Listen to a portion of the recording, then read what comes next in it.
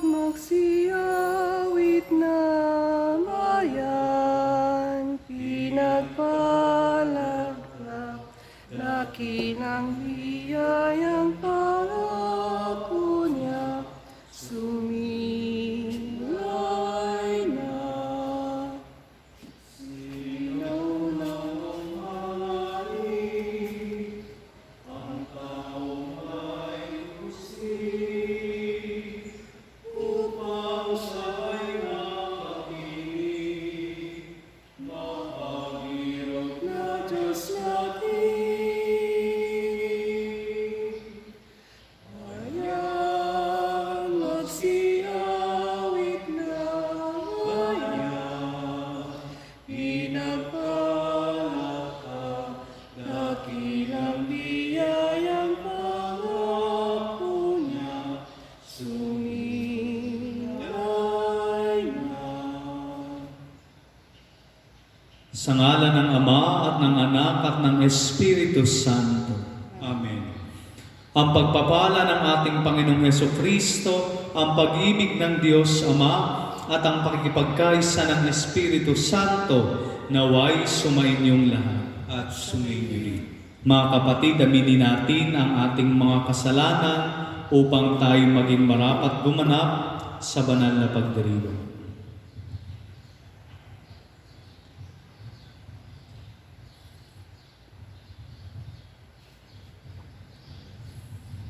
Buong kapakumbabaan nating dasalin, inaamin ko sa makapangyarihang Diyos at sa inyo mga kapatid na ako'y panalangin, ako'y nagkasala sa isip, sa salita at sa gawa, at sa aking pagkukulang, kaya isinasamo ko sa mahal na Birheng Maria, sa lahat ng mga anghel at mga banal, at sa inyo mga kapatid na ako'y panalangin sa Panginoong ating Diyos.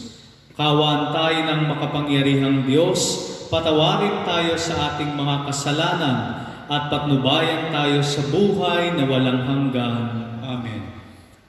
Panginoon, kaawaan mo kami. Panginoon, kaawaan mo kami. Kristo, kaawaan mo kami. Kristo, kaawaan mo kami. Panginoon, kaawaan mo kami. Panginoon, kaawaan mo kami. Awitin natin ang papuri sa Diyos. Papuri sa Diyos, Papuri sa Diyos, sa kaitaasan. Papuri sa Diyos. payapan sa mga taong pinalulugdan niya, pinupuri ka namin.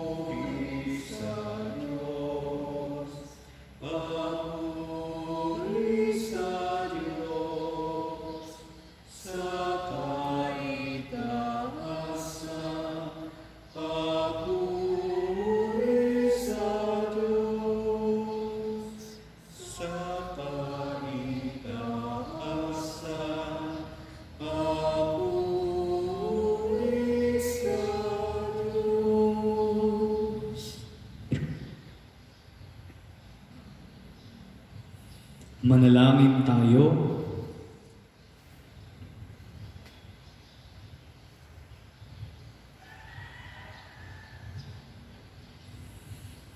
Ama naming makapangyarihan, niloob mong ang iyong salita ay maging totoong tao sa sinapupunan ng mahal na Birheng Maria.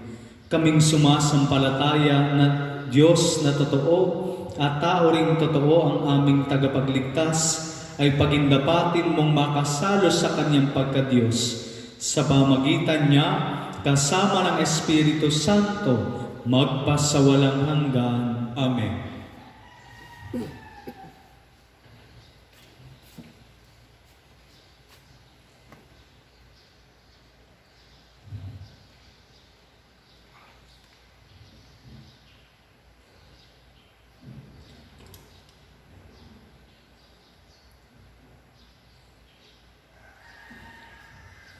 Pagbasa mula sa aklat ni Propeta Isaias.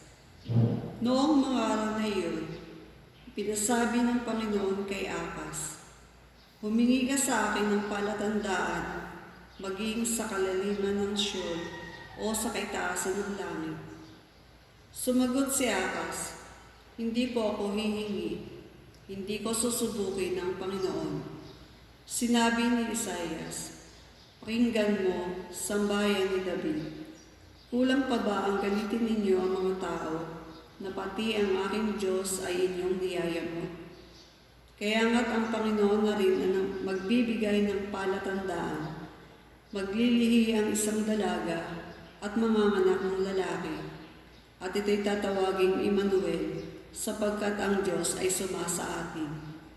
Ang salita ng Diyos. Salamat sa Diyos. Salmong tugunan, handa akong naririto upang sundin ang loob mo. Handa akong naririto upang sundin ang loob mo. Ang mga paghandog, pati mga hain, at ang mga hayop na handang sunugin, hindi mo naibig sa dambana dalhin, upang iyong salay iyong patawarin. Sa halip, ang iyong kaloob sa akin ay ang pandinig ko upang ikay dinggin. Handa akong naririto upang sundin ang loob mo. Kaya ang tugon ko, ako'y naririto. Nasa kautusan ang mga turo mo. Ang nais kong sundi iyong kalooban, aking itatago sa puso ang aral. Handa akong naririto upang sundin ang loob mo. Ang pagliligtas mo'y aking inihayag, saan man magtipon ang iyong mga anak. Di ako titigil ng pagpapahayag. Handa akong naririto upang sundin ang loob mo. Ang pagliligtas mo'y ipinagsasabi, di ko inilihim sa aking sarili. Pati pagtulong at pag-ibig na tapat, sa mga lingkod mo'y isinisiwala. Handa akong naririto upang sundin ang loob mo. Pagbasa mula sa sulat sa mga Hebreo. Mga kapatid, ang dugo ng mga toro at ang mga kambing ay hindi makapapawi ng mga kasalanan. Dahil diyan, na si Kristo'y manawag sa sanlibutan, sinabi niya sa Diyos, "Ang mga hain at handog ng mga hayop ay hindi mo ibig, kaya inihanda mo ang aking katawan upang maging hain. Hindi mo kinalugdan ang mga handog na susunugin at ang mga handog dahil sa kasalanan. Kaya't aking sinabi, narito ako, O Diyos, upang tundin ang iyong kalooban." Ayon sa nasusulat sa kasulatan tungkol sa akin, sinabi muna niya, "Hindi mo inibig o kinalugdan ang mga hain at handog ng mga hayop, mga handog na susunugin, at mga handog dahil sa kasalanan. Bagamat ito'y inihahandog ayon sa kautusan, sa kanya sinabi, narito ako upang tundin ang iyong kalooban." Inalis ng Diyos ang unang handog na pinalitan ng handog, Kristo. At dahil sa kanyang pagsunod sa kalooban ng Diyos, nilinis tayo ni Jesucristo sa ating mga kasalanan sa pamamagitan ng minsang paghahandog ng kanyang sarili, at iyo'y sapat na. Purihin ang Panginoong Jesus, salita ng Amang Diyos, mula sa langit na naog, naging tao sa pagsakop, sa sala ng San Sinuko.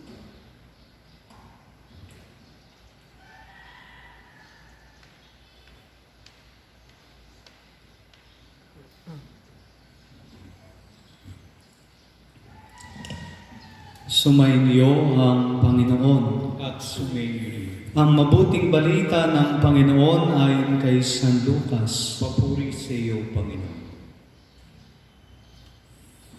Noong panahong iyon, ang Anghel Gabriel ay sinugo ng Diyos sa Nazaret, Galilea, sa isang dalaga na ang pangalay Maria. Siya ay nakatakdang ikasal kay Jose, isang lalaki buhat sa lipi ni Haring David. Paglapit ng anghel sa kinaroroonan ng dalaga, binati niya ito, "Matuwa ka, ikaw ay kalugod-lugod sa Diyos," wika niya. "Sumasa iyo ang Panginoon." Naglumihanan si Maria sa gayong pangungusap at inisip niyang mabuti kung ano ang kahulugan niyon. Kaya't sinabi sa kanya ng anghel, "Huwag kang matakot, Maria, sapagkat kinalulugdan ka ng Diyos. Mana't makinig ka, ikaw ay maglilihi at manganganak ng isang lalaki, at siya'y tatawagin mong Jesus. Magiging dakila siya at tatawaging anak ng kataas-taasan. Ibibigay sa kanya ng Panginoong Diyos ang trono ng kanyang amang si David. Maghahari siya sa angkan ni Jacob magpakailanman, at ang kanyang paghahari ay walang hanggan." "Paanong mangyayari ito, gayong ako'y dalaga?" tanong ni Maria. Sumagot ang anghel, "Bababa sa iyo ang Espiritu Santo at lililiman ka ng kapangyarihan ng kataas-taasan. Kaya't banal ang ipanganganak mo at tatawaging anak ng Diyos. Natatandaan mo ang iyong kamag-anak na si Elizabeth. Alam ng lahat na siya'y baog, ngunit naglihi siya sa kabila ng kanyang katandaan. At ngayon ika-6 na buwan na ng kanyang pagdadalang tao, sapagkat walang hindi mapangyayari ang Diyos." Sumagot si Maria, "Ako ay alipin ng Panginoon. Mangyari sa akin ang iyong sinabi." At nilisan siya ng anghel. Ang mabuting balita ng Panginoon. Pinupuri ka namin, Panginoong Kristo.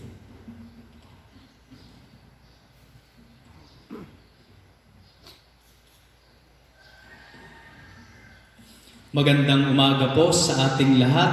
Magandang umaga rin po. Ngayon ay ika-25 ng Marso at ngayon ay ating ipinagdiriwang ang dakilang kapistahan ng pagpapahayag ng mabuting balita tungkol sa ating Panginoong Hesukristo. At ngayon nga po ay ito napakagandang napapanahon upang makita natin kung papaanong tayo ay kinalulugdan ng Diyos. Sa aking pagninilay ay 3 bagay ang nais kong ibahagi. Una, ang lahat ay grasya ng Diyos. Everything is grace. Kaya nga po makikita natin kung papaanong sa istorya ng kaligtasan, mismong Diyos ang nagbigay ng initiative upang tayo ay maligtas. Kung babalikan natin ang aklat ng Genesis, sisimula pa lamang ng pagkakasala ng tao, ninais na ng Diyos na siya ay iligtas. Kaya nga doon ipinahayag ang proto-evangelion o ang unang pagpapahayag kung papaanong ang sakong ng babae, ang dudurog sa ahas na ito ay ipinapahayag doon ang kagandahang loob ng Diyos at ang kanyang pagnanais na tayo ay maligtas. Kaya naman po, ito rin yung makikita natin sa ating unang pagbasa, na bagamat si Haring Akas ay hindi karapat-dapat sa senyales o tanda mula sa Diyos, nagbigay pa rin ang Diyos ng palatandaan dahil sa kanyang dakilang kabutihan. na ang isang dalaga ay maglilihi at tatawagin itong Emmanuel, na ang Diyos ay kasama natin. Kaya nga makikita natin mga kapatid na sa dakilang planong ito ng kaligtasan, ang Diyos ay laging mapagpala. Ang lahat ay biyaya ng Diyos. At ito po yung ipinapahayag sa atin na tulad ng ulan na pumapatak sa ating bubungan at dumidilig sa lahat ng mga halaman, ganito rin ang biyaya ng Diyos. Ito ay ibinubuhos para sa ating lahat. Subalit bagamat ang biyaya ng Diyos ay available para sa ating lahat, ipinapahayag din sa atin na kailangan nating ng partisipasyon upang makuha at makamit ang biyayang ito. Kaya nga yung ikalawang bagay na itinuturo sa atin ng dakilang kapistahang ito, everything is grace, but God's intention must be paired with human's participation. Kaya nga makikita natin na ang biyaya ng Diyos ay laganap at sagana para sa ating lahat. Ngunit nandoon ang panawagan at paanyaya ng Diyos na ang biyayang ito ay ating gustuhin at angkinin. Kaya nga po makikita natin sa ating ebanghelyo kung papaano ang sagot ni Maria ang naging daan upang magkaroon din ng kaganapan, ang kanyang partisipasyon, ang kanyang fiat, ang naging daan upang magkaroon ng katuparan ang dakilang planong ito ng Diyos. Kaya nga po mga kapatid, sa ating analogo, kung ang biyaya ng Diyos ay tulad ng patak ng ulan, nangangailangan tayo na upang makatanggap ng biyayang ito, dapat natin itong gustuhin. Dapat tayong maglagay ng balde kung halimbawa na ating isasahod upang makatanggap tayo ng biyayang ito. Dahil ang biyayang ito ay hindi darating sa atin kung hindi natin ito gugustuhin. Ikatlong bagay na itinuturo sa atin ng ating pagdiriwang sa ngayon, ang lahat ay biyaya ng Diyos. Kinakailangan nating tumugon sa biyayang ito upang ito'y ating makamit. At ang pangatlong itinuturo sa atin, ang biyaya ng Diyos ay naaayon lagi sa ating natura. Grace is built upon nature and perfects it. Kaya nga makikita natin mga kapatid na ang biyaya ng Diyos sa ating pagtanggap nito ay napakahalaga na tayo ay nakahanda itong tinatanggap. Dapat ay nakahanda tayo ay malinis upang higit nating matanggap ang biyaya ng Diyos. Kaya nga po kung halimbawa tayo ay magsasahod ng balde sa ulan upang tayo ay makatanggap ng tubig na parang biyaya ng Diyos, kailangan ang ating balde ay hindi butas o kailangan ang ating isasahod ay hindi lamang tabo. Dahil kung ganito ang mangyayari, ang ating matatanggap na biyaya ay nakadepende doon sa ating gagamiting pansalok. Kaya nga po makikita natin na ito rin yung ipinapahayag ng pinakang bida sa ating ebanghelyo, walang iba kung hindi ang ating Inang Maria, na makikita natin na sa pagtanggap niya ng biyaya ng Diyos ay nandoon ang kanyang pagiging perpekto, pagiging naaayon sa pagtupad ng kagustuhan ng Diyos para sa kanyang buhay. Kaya nga, ito rin yung panawagan sa atin. Kung ating pong babalikan, ito ang dahilan kung bakit tayo nagkakaroon ng 40 araw na paghahanda sa panahon ng Kwaresma. upang ihanda ang ating sarili sa pagtanggap sa ating Panginoong Hesus na muling nabuhay. Kaya nga po meron tayong paghahanda upang ang ating puso, anuman ang laman nito, anuman ang maruming dapat nating tanggalin, no, ay magawa natin at ating mapaghandaan ang pagdating ng ating Panginoon. Kaya nga po, ito yung inaasahan din sa atin na habang tayo ay naghahanda ay sa panahon ng muling pagkabuhay, unti-unti ay iniaayon natin ang ating puso upang ito'y maging kalugod-lugod sa pagdating ng ating Panginoong muling nabuhay.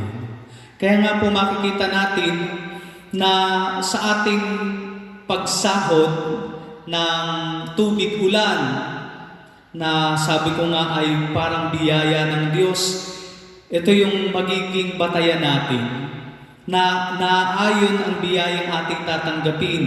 Depende sa kung ano yung ating ilalagay upang magkaroon tayo ng biyaya ng Diyos. At gayon din ay unti-unti nating inihahanda ang ating sarili. Kung ang ating balde ay butas, ito ay ating tatagpian. Kung ang ating balde ay punong-puno ng kung anong bagay na hindi kailangan, ito ay unti-unti nating tatanggalin upang maging handa ang ating puso, ang ating sarili sa pagtanggap ng biyaya ng Diyos. At ito rin po mga kapatid ang panawagan sa atin sa panahong ito na nakakaranas tayo ng pagsubok bilang mga mananampalataya, tayong lahat ay nananabik sa Diyos. Subalit sa tagpong ito ay pinapaalalahanan tayo ng Diyos. Ang biyaya ng Diyos ay umaapaw at ang biyaya ng Diyos ay available para sa ating lahat. Hindi lamang sa pamagitan ng pagsimba, hindi lamang sa pamagitan ng pagdiriwang ng ating mga liturhiya, kung hindi inaasahan natin na ang Diyos ay ating kasama, ang Diyos ay ating kaulayaw, maging sa ating sarili-sariling tahanan at sa ating mga pamilya. Inaanyayahan din tayo na hangarin ang biyayang ito.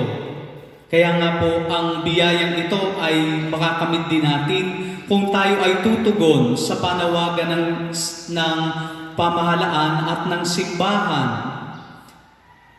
Kaya nga, ang ating pagmamahal sa banal na sakramento ay hindi lamang maipapakita sa ating pagpunta sa simbahan, bagamat maging sa ating pakikisalamuha sa ating kapwa, sa ating pamilya sa loob ng ating tahanan.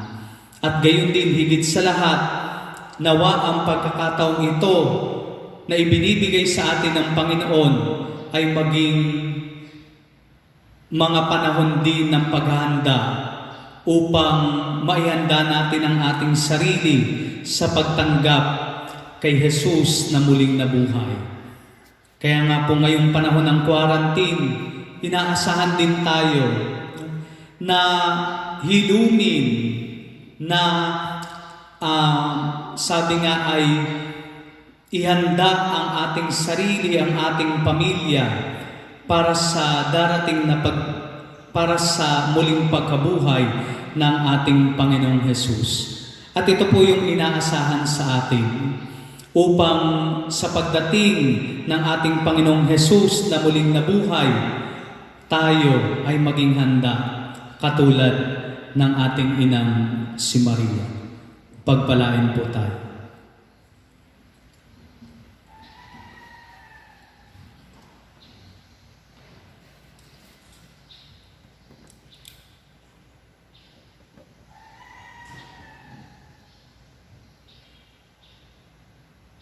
Ipahayag natin ang ating pananampalataya. Sumasampalataya ako sa Diyos Amang makapangyarihan sa lahat na may gawa ng langit at lupa.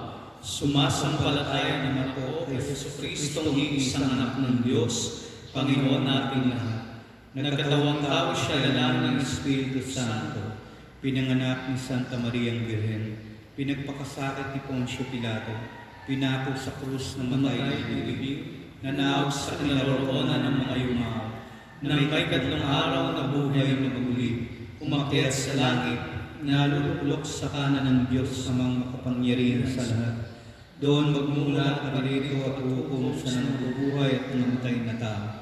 Sumasampalatayan ako sa Diyos Espiritu Santo, sa banal na simbahang katolika, sa kasamaan ng mga banal, sa kapatawaran ng mga kasalanan, sa pagkabuhay na muli ng namatay na tao, at sa buhay na walang hanggan. Amen.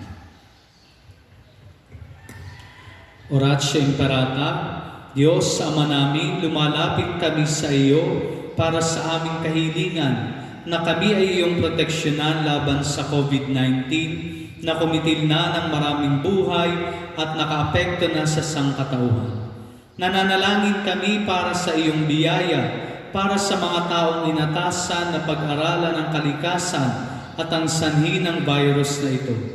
Gayon din upang mapahinto ang patuloy nitong paglaganap.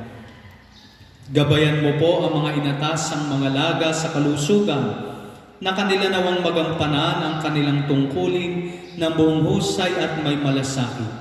Gabayan mo po ang mga kawani ng pamahalaan at ang mga nasa pribadong institusyon sa kanilang paghanap ng lunas upang masugpo ang epidemyang ito.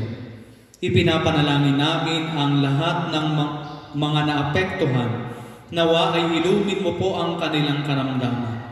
Ipagkaloob mo po nawa sa amin ang iyong biyaya upang kami ay patuloy na makagawa ng kabutihan para sa lahat at makatulong sa lahat ng mga nangangailangan. Ipinapanalangin po namin ito sa pamagitan ng aming Panginoong Hesukριστong iyong anak na nabubuhay at naghahari kasama ng Espiritu Santo magpasawalang hanggan. Amen. Maria, aming ina at tulong ng mga Kristiyano, Ipanalangin mo kami. San Rafael Arcangel, Ipanalangin mo kami. San Roque, Ipanalangin mo kami. San Pedro Calungsod, Ipanalangin mo kami.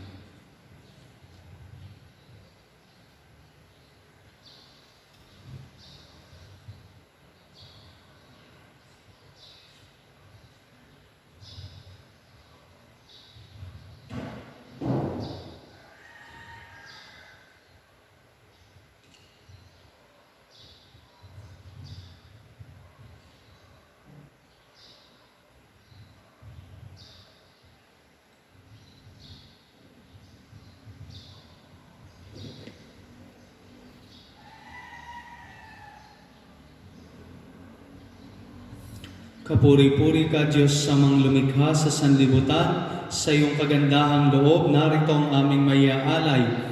Mula sa lupa at bunga ng aming paggawa, ang tinapay na ito para maging pagkain nagbibigay buhay. Kapuri-puri ang po may kapal ngayon at kailanman.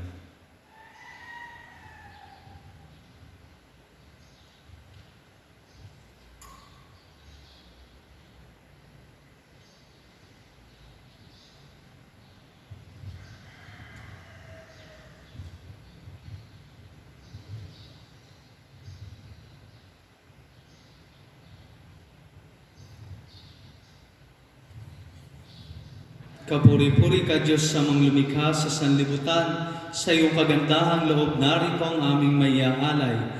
Mula sa katas ng ubas at bunga ng aming paggawa, ang alak na ito para maging inuming nagbibigay ng iyong Espiritu. Kapuri-puri ang po may kapal ngayon at kailanman.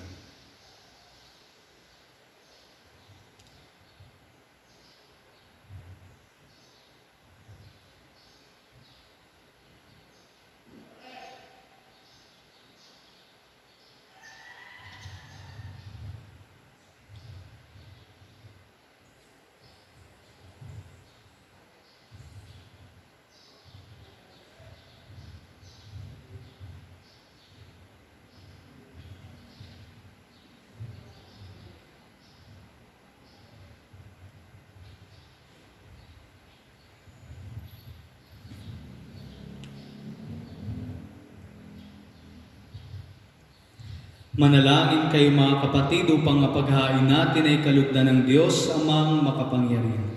Tanggapin nawa ng Panginoon itong paghahain sa iyong mga kamay, sa kapurihan niya at karangalan sa ating kapakinabangan at sa buong sambayan niyang banal. Ama naming lumikha, marapatin mong tanggapin ang paghahain ito ng iyong sambayanan upang ang kinikilalang pagsisimula ng pag-iral nito noon pa man ang iyong anak ay magkatawang tao ay siyang ikagalak sa pagdiriwang nito ngayong dakilang kapistahan sa pamagitan ni Jesucristo kasama ng Espiritu Santo magpasawalang hanggan. Amen. Sumainyo ang Panginoon At sumainyo rin. itaas sa Diyos ang inyong puso at diwa. Tinaas na namin sa Panginoon. Pasalamatan natin ang Panginoong ating Diyos. Marapat na siya'y pasalamatan. Ama naming makapangyarihan, tunay nga marapat na ikaw ay aming pasalamatan sa pamagitan ni Jesucristo na aming Panginoon. Siya ay naging di na naiiba sa amin noong lukuban ng Espiritu Santo ang mahal na Birheng nanalig sa pagbabalita ng anghel. Siya ay dinala sa sinapupunan ng maibiging inang si Maria, kaya't natupad ang iyong pangako sa sambayan mong unang hinirang at naganap ang higit pa sa inaasahan ng lahat ng mga bansa ng sangkatauhan. Kaya kaisa ng mga anghel na nagsisiawit ng papuri sa iyo nang walang humpay sa kalangitan, kami nagbubunyi sa iyong kadakilaan.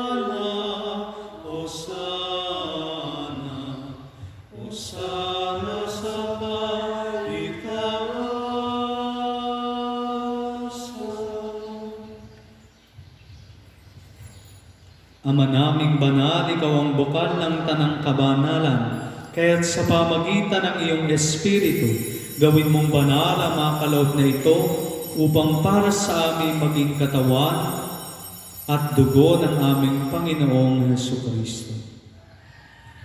Bago niya pinagtisang kusang loob na maging handog, hinawakan niya ang tinapay. Pinasalamatan kaniya, pinaghati-hati niya iyon.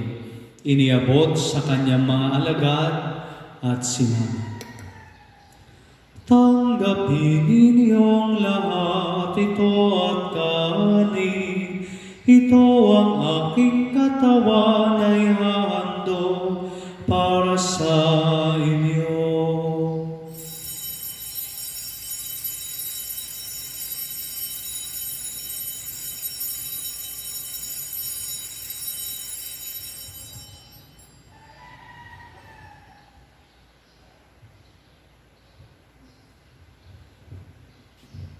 Gayun din naman noong matapos ang hapunan, hinawakan niya ang kalis. Muli kanyang pinasalamatan. Iniabot niya ang kalis sa kanyang mga alagad at sinabi, "Tanggapin ninyong lahat ito at inumin. Ito ang kalis ng aking dugo ng bago at walang hanggang tipan. Ang aking dugo na ibubuhos para sa inyo at para sa lahat, sa ikapagpapatawad ng mga kasalanan. Gawin ninyo ito sa pag-alala sa akin.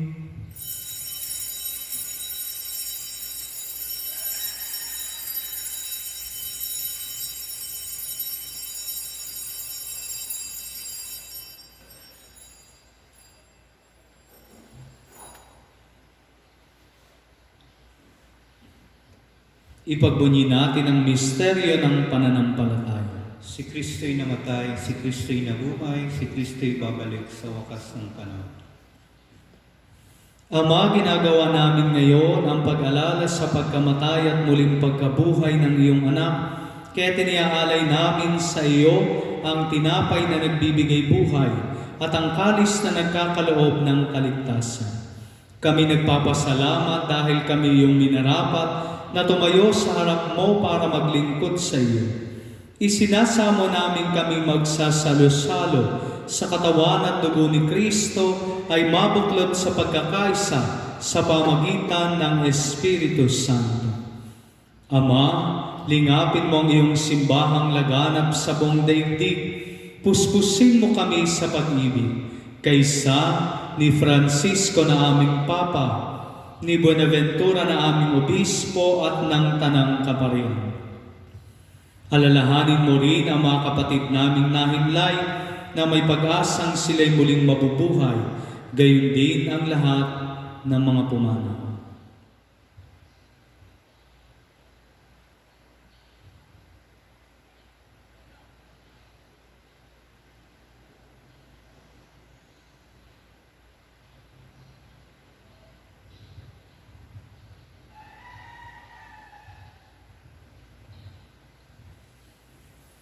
Kaawaan mo sila at patuloyin sa iyong kaliwanagan. Kaawaan mo at pagindapatin kaming lahat na makasalo sa iyong buhay na walang wakas. Kaysa ng mahal na Birheng Maria, ang Ina ng Diyos. Kaysa ni San Jose ang kanyang kalinis-linisang esposo. Kaysa ng mga apostol, ni San Santiago na ating patron at ng lahat ng mga banal na namuhay dito sa daigdig ng kalugod-lugod sa iyo. May pagdiwang nawa namin ang pagpupuri sa ikararangal mo sa pamagitan ng iyong anak na aming Panginoong Jesucristo.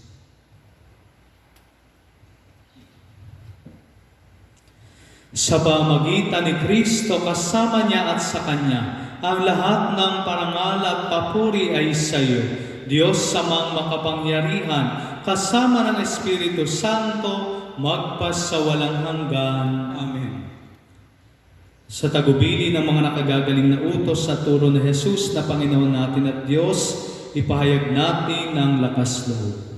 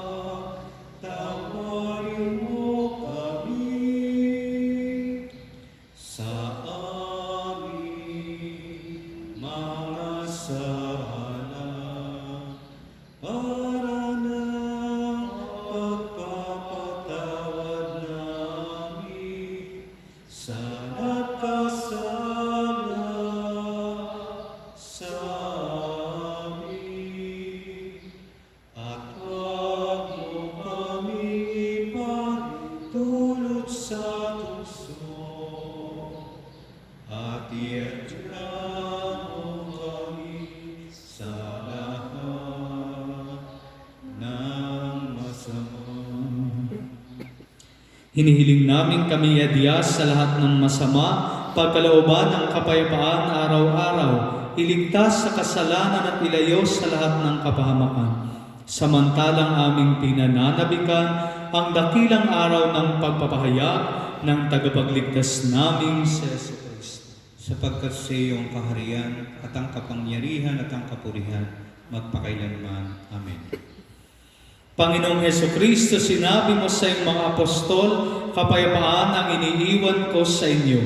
Ang aking kapayapaan ang ibinibigay ko sa inyo. Tunghayan mo ang aming pananampalataya at huwag ang aming mga pagkakasala.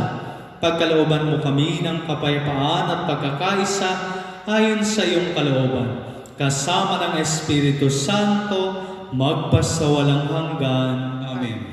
Ang kapayapaan ng Panginoon ay laging sumainyo. At sumainyo rin. Magbigayan kayo ng kapayapaan sa isa't isa. Peace.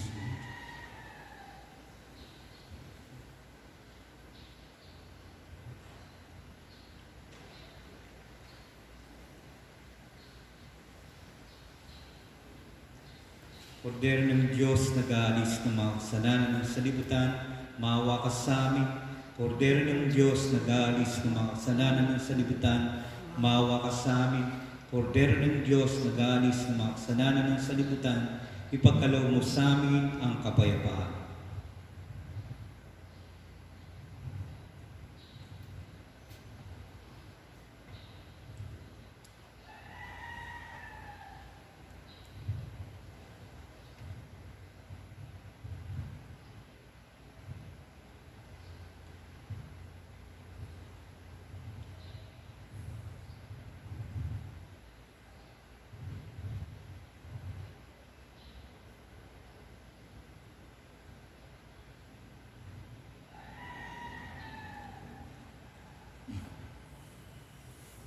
Ito ang kordero ng Diyos. Ito ang nag-aalis ng mga kasalanan ng sanlibutan. Mapalad ang mga inanyayahan sa kanyang tingin. Panginoon, hindi ako dapat magpatuloy sa iyo. Ngunit sa isang salita mo lamang ay gagaling na.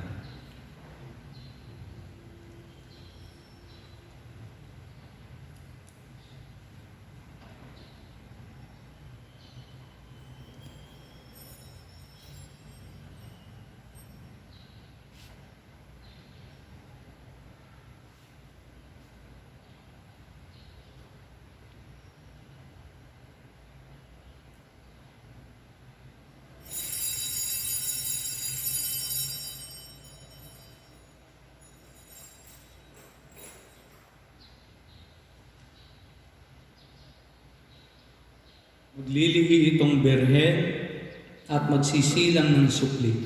Matatawaging Emmanuel. Taguring ibig sabihin, ang Diyos ay sumasa atin.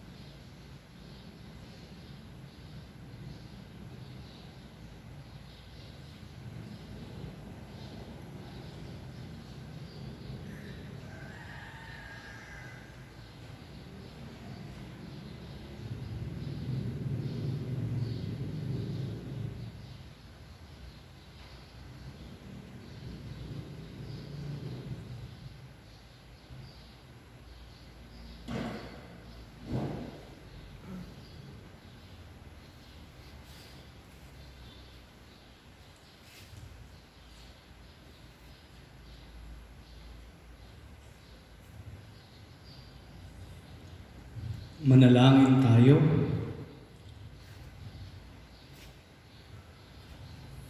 Ama naming mapagmahal, patibayin mo sa aming kalooban ang aming pinagsaluhang pananda ng pananampalatayang tunay. Ang pinananaligan naming Diyos na totoo at taong totoo na ipinagdalang tao ni Maria sa kanyang sinapupunan ay siya nawang magpagindapat na kami sumati sa kaligayahan ng walang maliw na buhay sa bisa ng kanyang nagliligtas na pagkabuhay sa pamagitan niya kasama ng Espiritu Santo magpas sa walang hanggan. Amen. Tayo po ay nananawagan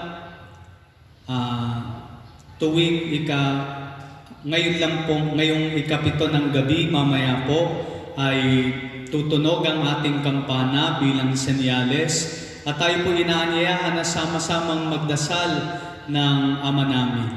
Ang bawat pamilya sa bawat tahanan upang ating ipanalangin ang ating bansa at lahat ng mga mananampalatayang Katolikong Kristiyano. Sumainyo ang Panginoon at sumainyo rin. at naway pagpalain kayo ng ating dakila at makapangyarihang Diyos, ang Ama at Anak at Espiritu Santo. Amen.